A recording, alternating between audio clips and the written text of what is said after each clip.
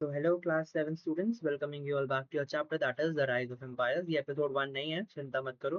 लेकिन हमने जहाँ से छोड़ा था वहीं से उठाते हुए हमने ये देखा था, ये 4 क्वेश्चन करे थे कि एम्पायर कैसे थे, कैसे वो इंडियन सिविलाइजेशन से बड़े शेप किया, क्या क्या फैक्टर थे जिससे कि किंगडम एम्पायर बने, और कैसी जिंदगी थी 6th से 2nd सेंचुरी में, है ना। ये पाटलिपुत्र का थोड़ा एज एन पिक्चर रिप्रेजेंटेशन था। देन हमने देखा कि भविष्य और ध्रुव एज एन टाइम मशीन के द्वारा पीछे गए, उन्होंने एरा से मीटअप किया। वहाँ पे एरा ने बहुत चीज़ें बताई, जैसे कि कहाँ से उनको चीज़ें मिलती हैं, कहाँ से सोल्जर जा रहे हैं, कहाँ तक उनका लैंड था, कहाँ कैसे कैसे उनकी मार्केट है, कैसे उनके किंग है, and all about them, right. आगे आज हम पढ़ेंगे व्हाट इज एम्पायर। ठीक है।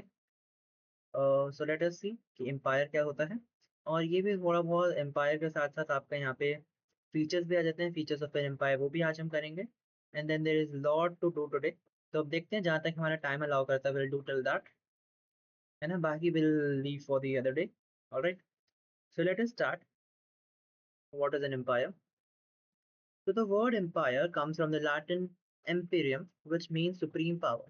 Simply put, an empire is a collection of smaller kingdoms or territories over which a powerful ruler or group of rulers exert power, often after waging war against the smaller kingdoms. तो जो word empire है ना, वो एक Latin word शायद है, जिसका नाम है इम्पीरियम, है ना। इम्पीरियम से एम्पायर आता है, और उसका मतलब जो है, उसका मतलब है कि सुप्रीम पावर। ऑलराइट। और एकदम सिंपली इसको पुट डाउन करें तो एम्पायर जो होता है वो बहुत छोटे छोटे किंगडम्स का, टेरिटरीज का कलेक्शन होता है, जिसमें एक पावरफुल रूलर या ग्रुप ऑफ रूलर्स जो है उसमें पावर एग्जर्ट करते हैं, पावर एजन देते हैं, right. Often after waging war against small kingdom, यानी कि ज्यादातर जो है, जो ये लोग किंगडम में जो एजन वो होते हैं, वो ज्यादातर जो छोटे मोटे किंगडम है उनसे लड़ाई वगैरह करके उनको भी एजन अपने किंगडम में मिला लेते हैं, right. The smallest territories still sometime had their own rulers, मतलब ये छोटे बहुत वेजिंग हुआ, मतलब कि वो उसे छेड़ते रहते हैं लड़ाइयाँ। और कुछ कुछ जो छोटे मोटे जो टेरिटरीज होती हैं, छोटे छोटे किंगडम्स होते हैं, उनके भी खुद के भी राजा वगैरह होते हैं। But they were all tributaries to the empire who rule the whole territory from a capital, usually a major centre of economic and administrative power, मतलब कि लेकिन वो सारे ट्रिब्यूटरीज होती हैं एम्पायर की। एम्पायर मतलब कि जो उन सारे पूरे एम्पायर को रूल कर रहा है ना, उस एम्पायर के अंदर छोटी छोटी किंगडम है, छोटे छोटे टेरिटरीज हैं, लेकिन वो पूरे को रोल कौन कर रहा है, एम्पायर, है ना। एंड उसको जहाँ से वो रूल करते हैं एज एन काइंड ऑफ पूरे टेरिटरी का कैपिटल होता है, एंड मेजर सेंटर होता है इकोनॉमिक एंड एडमिनिस्ट्रेटिव पावर का, क्योंकि वहाँ पे होते हैं, राइट। इसमें हमने पूछा ट्रिब्यूटरीज, तो ट्रिब्यूटरी क्या होता है। Tributary in our case is a ruler or a state that has submitted to an emperor and pays tribute, that is money, gold, or other precious metal, grain, livestock, elephants, or other valuable gold produced in their kingdom, and is given to the emperor as a sign of submission, loyalty, or respect. A synonym for tributary is vassal, and another way is to express this is say that the tributary or vassal kingdom accepted the emperor lord overlordship। मतलब कि tributary मतलब एक kind of वो होता है जिसमें एक ruler जो है या कोई स्टेट है, वो अपना कुछ चीजें एज एन पे करती है, ट्रिब्यूट पे करती है एम्पायर को, as an to show what, to show that they are loyal to them, as an to show the respect, है ना। तो उसके लिए ट्रिब्यूटरी होती है। आगे बढ़ते हैं।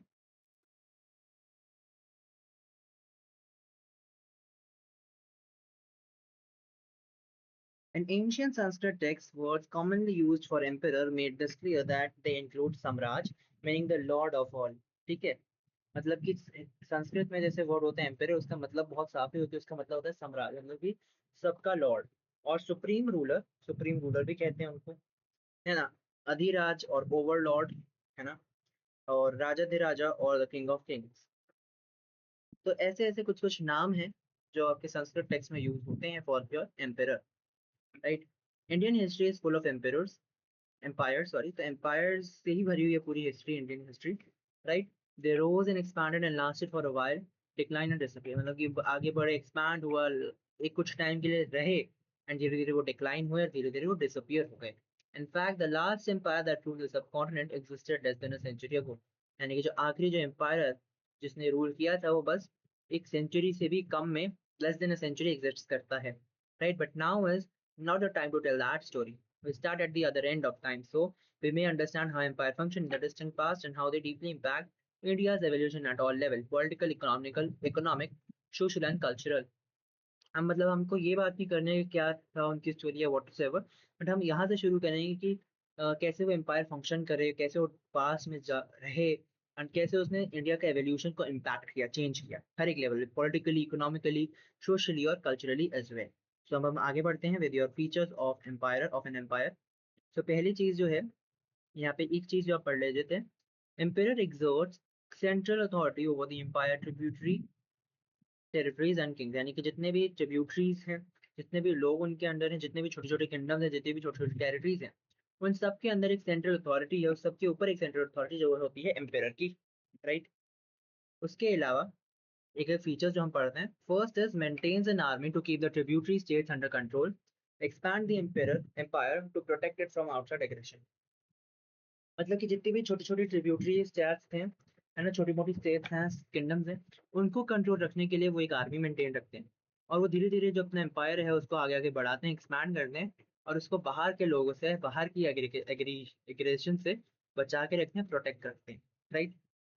सेकेंड चीज, design and maintains an administration with officials to manage the territory, collect taxes, maintain law and order. यानी कि वो ऐसे डिजाइन करते हैं और ऐसे मेंटेन करते हैं एडमिनिस्ट्रेशन, जिसके जो बाहर के जो ऑफिशियल्स हैं वो मैनेज कर पाए टेरिटरीज को, मतलब कि बाहर के मतलब कि अंदर के जो ऑफिशियल्स हैं वो सारी टेरिटरीज को मैनेज कर पाए, टैक्सेस जो है वो कलेक्ट कर पाए, और जो लॉ एंड ऑर्डर है उसको बना के रखें।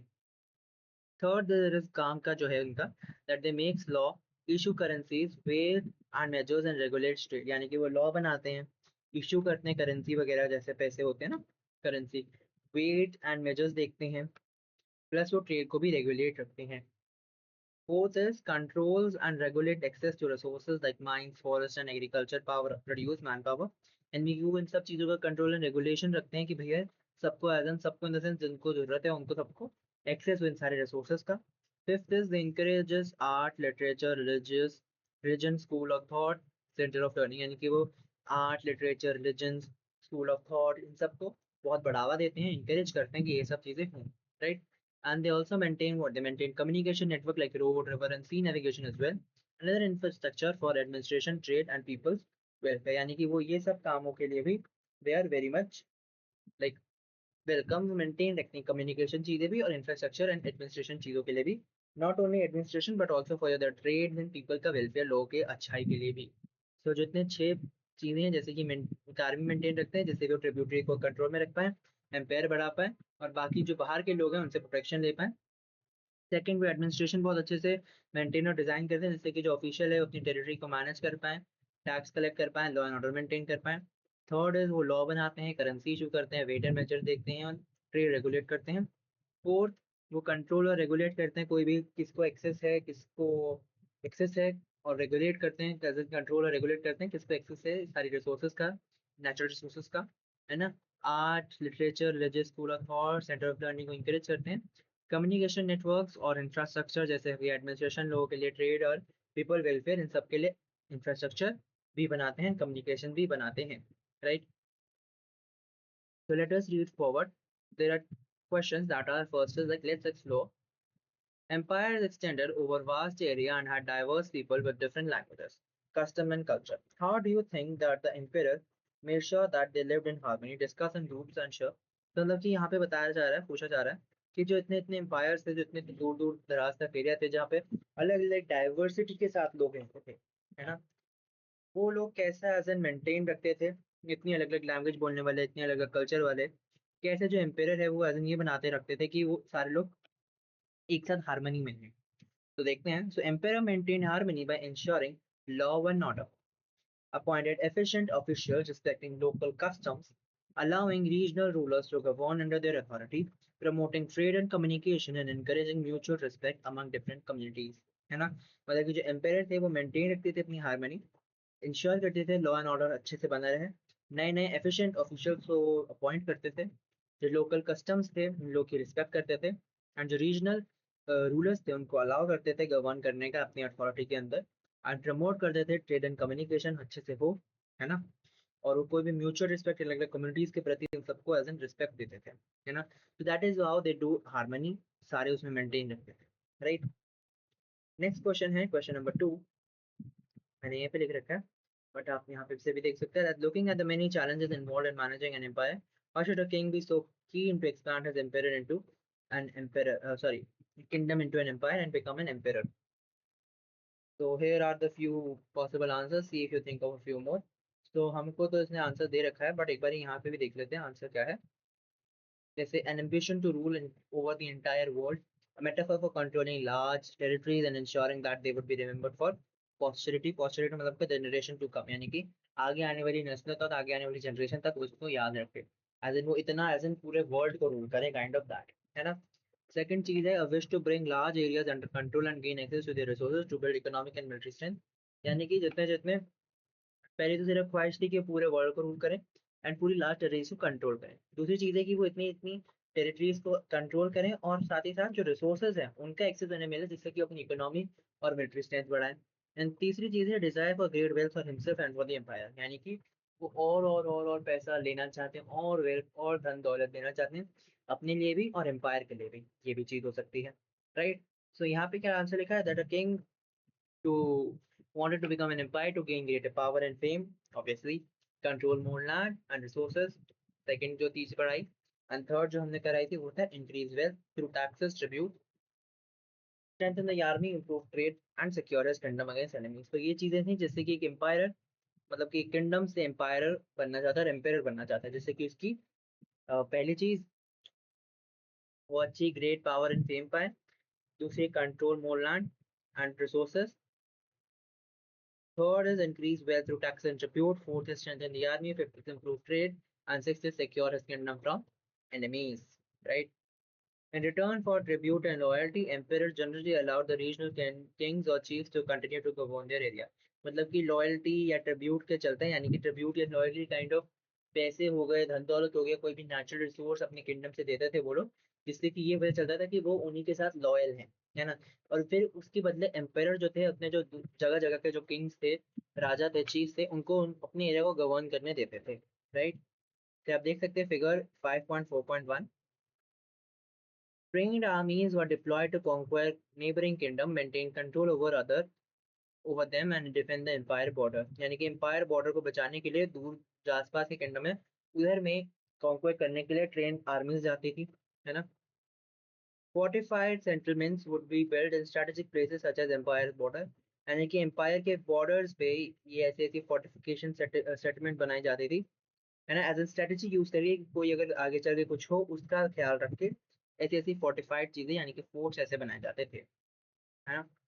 To expand into an empire, a kingdom might first wage war against neighboring territories so as to conquer them, यानी कि ज्यादातर अगर अपना किंगडम और बड़ा करना है ना, एम्पायर बनाना है, तो जो किंगडम है वो अपना पहला जो सबसे पहले जो लड़ाई लड़ेगा वो अपने आसपास के नेबरिंग किंगडम से ही लड़ेगा, है ना।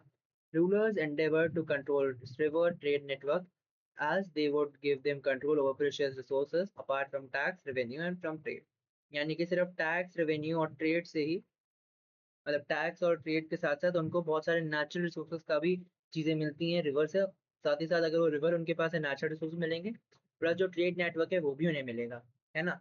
सो दैट इज वाई वो रिवर्स को भी बहुत एज एन अहमत अहमत as an importance देते थे, right?